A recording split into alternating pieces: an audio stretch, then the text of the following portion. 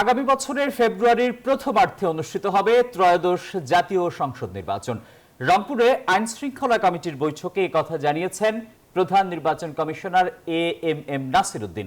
CSE জানান, উপায় না থাকায় বিতর্ক থাকলেও বিগত নির্বাচনে জড়িত প্রিজাইডিং ও পোলিং এজেন্টদের দিয়েই এবার হতে পারে জাতীয় নির্বাচন। সুষ্ঠু ভোটের স্বার্থে আইন শৃঙ্খলা বাহিনীর সদস্য ও নির্বাচন কর্মকর্তাদের রদবদল করা হবে বলেও জানান সিইসি। রংপুর থেকে রেজাউল করিম মানিকের পাঠানো তথ্যচিত্রে দেখুন ডেস্ক রিপোর্ট।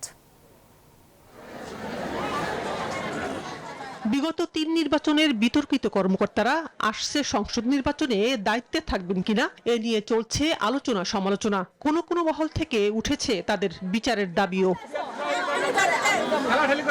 এই নির্বাচনের মূল কাজটা তো ওনাদেরই আসলে, সুতরাং ওনাদেরকে তো বাদ দিয়ে তো আমরা চিন্তাও করতে পারি না।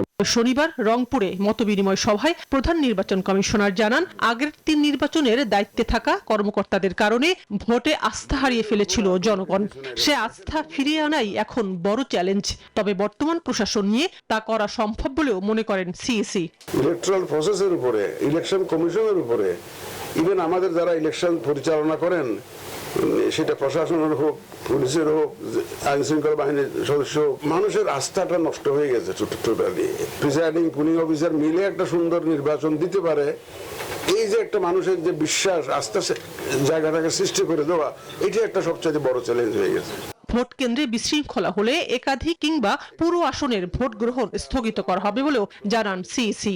বলেন, বড় চ্যালেঞ্জ থাকলেও নির্বাচনের সময় আইন শৃঙ্খলা পরিস্থিতি নিয়ন্ত্রণ করা সম্ভব। চ্যালেঞ্জের মধ্যে এই আইন শৃঙ্খলাটা আমি বলবো যে চ্যালেঞ্জ থাকা সত্ত্বেও ইনশাল্লাহ এই চ্যালেঞ্জ আমরা মোকাবেলা করতে পারবো। মানুষ নির্ভয়ে পছন্দের প্রার্থীকে যাতে ভোট দিতে পারে সেই ধরনের একটা পরিস্থিতি আমরা সৃষ্টি করতে চাই।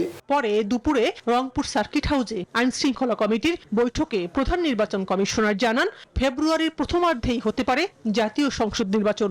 ইলেকশন তো ফেব্রুয়ারির প্রথমার্ধে হবে ইনশাল্লাহ, নেক্সট ফেব্রুয়ারি প্রথমার্ধে হবে। ফার্স্ট অফ অল তো বিশৃঙ্খলা করার সুযোগ দিতে থাকবে না, বিশৃঙ্খলা করতে দেওয়া হবে না, নাম্বার ওয়ান। আর এমনি ইচ্ছা করলো কেউ একটা গুলমাল করলো আর ইলেকশন কনস্টিটিউয়েন্সি ক্যান্সেল করে দেন, এমন তো না।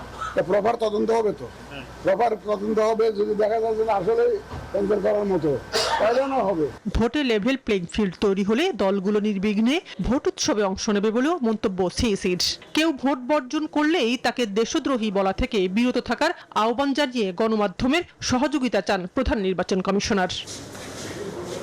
সানাজি ইয়াসমিন, নিউজ 24, ঢাকা। সব মশার বিরুদ্ধে সুরক্ষা দিতে এলো বসুন্ধরা এক্সট্রিম অ্যারোসল। মশার বিরুদ্ধে এক্সট্রিম সুরক্ষা।